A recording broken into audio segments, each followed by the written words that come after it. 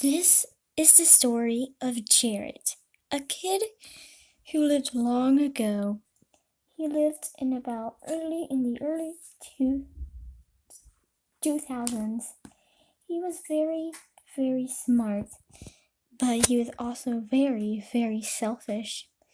Jared thought that he could trick one of his friends named Pat. Pat was a very quiet boy. He was quite the opposite of Jared, but Jared didn't know any better. One morning, Jared thought that he could kill his friend Pat and take over his identity, for he was going through a rough time. So he called Pat. "Hello, Pat. Do you want to come over to my house?" Pat said, "Well, what's the occasion?" And he said, "Oh, I just want dinner with you." Pat was very confused, but he said yes. So Jared prepared his dinner, but soon he would cut him up to little itsy bitsy pieces. Pat was not aware of this, or was he? Jared did not know about what he had in his mind. Pat decided to call Jared's sister, Linda. Linda's smart than Jared, for that matter, but she was not aware of this dinner. "Hey, Linda," Pat would say. Your brother is having a dinner," he said. Linda gasped. "Oh, really? But it is the morning," she said. "I know. It sounds quite suspicious if you ask me." Linda nodded. "Yes. So are you going to go?" Pat replied, "Yes. But it is very confusing, not going to lie." Linda agreed. "Bye." About an hour later, when Linda was in class, Pat called her. Linda's phone was on silent, but it still vibrated. Bzz, bzz, bzz, bzz. Linda tried to ignore it at first. She was busy. She didn't want her phone to be taken, but it was obvious where the noise was coming from. Dorinda, a rather mean girl, scoffed. "Oh, my Shan," she bellowed. Answer the dang thing." Linda's face flushed in embarrassment. She raised her hand to excuse herself to the bathroom. "My Shan, Pat, can't you see that it's 11:25?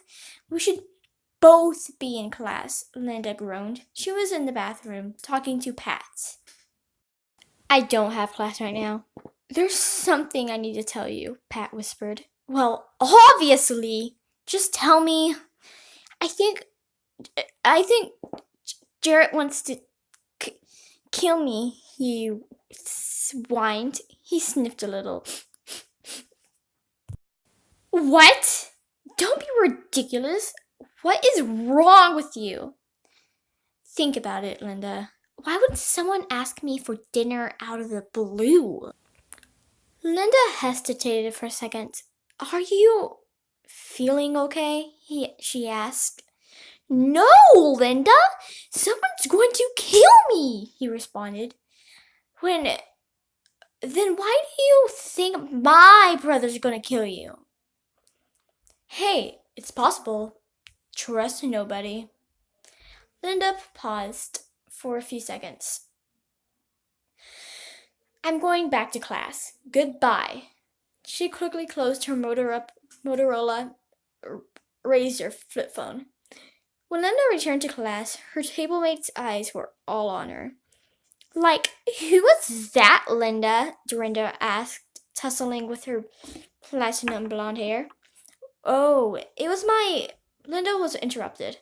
"Oh, your boyfriend?" Everybody laughed, except for Ian, who had his head down. He raised his head. "Wait, huh?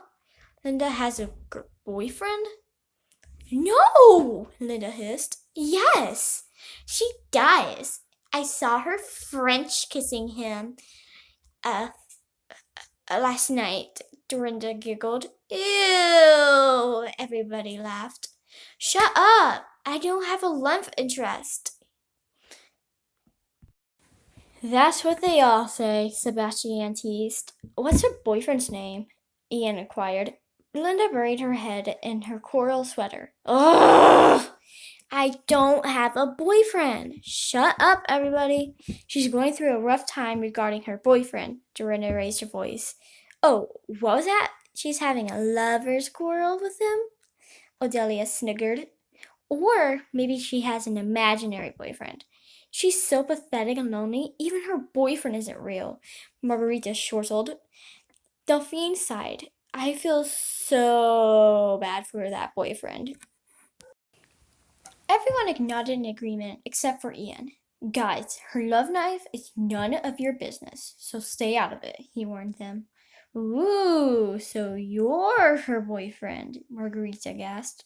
No, I'm not. Still, that's none of your business, so keep your long noses out of it. Dang, Ian, you sure are grouchy today, Sebastian. Yeah, it just ticks me off how you guys are always invading everyone's privacy nowadays.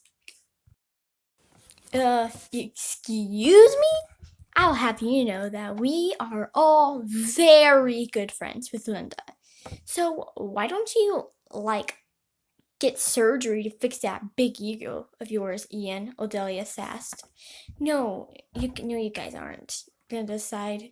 Her voice, thankfully, was muffled by her sweater's sleeves. Hey, she is not lying. Linda and I have been BFFs since we were like fetuses, Dorinda claimed. She pulled Linda in for a hug. Isn't that right, baby?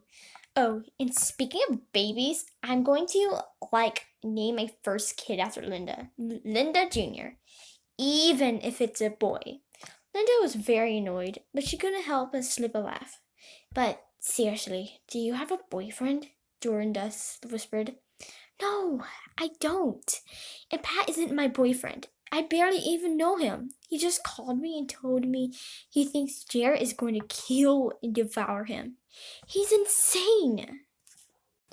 Why would he think that? Dorinda and Linda were talking among whispers. No matter how rude Dorinda can be, Linda can always count on her. I have no idea. I'll go talk to him during lunch. Do you know what class he's in? Linda. I think he's in Miss Smith's class. I'm pretty sure he shares every single class with Jarrett. Dorinda gazed into Linda's chestnut orbs. She always does that when she thinks about something. How about we go talk to him during break? She asked. What are you guys talking about? Margarita questioned. Shut up, Margarita, Dorinda yelled. Suddenly, the bell rang. The girls quickly gathered their things and ran out of the classroom. The doors were opening. A bunch of students splattered out of their rooms. Linda held Dorinda's hand and gently pulled her towards the stairs. Keep your eyes peeled for Pat and Jarrett, she whispered. After a few minutes, Dorinda spotted Pat. He had a disturbed look on his face. The look in his eyes, he murmured. They emit pure evil. Okay. So, Linda and I are concerned about you. What's with Jarrett and this killing thing? Dorinda asked. She seemed to forget that her hand was still locked in Linda's. He's hungry. He wants me for dinner. If you come, Dorinda, well, he'll probably use your blood as ketchup. Wow. All right, Dorinda cautiously said. That is not funny, Pat, Linda said through gritted teeth.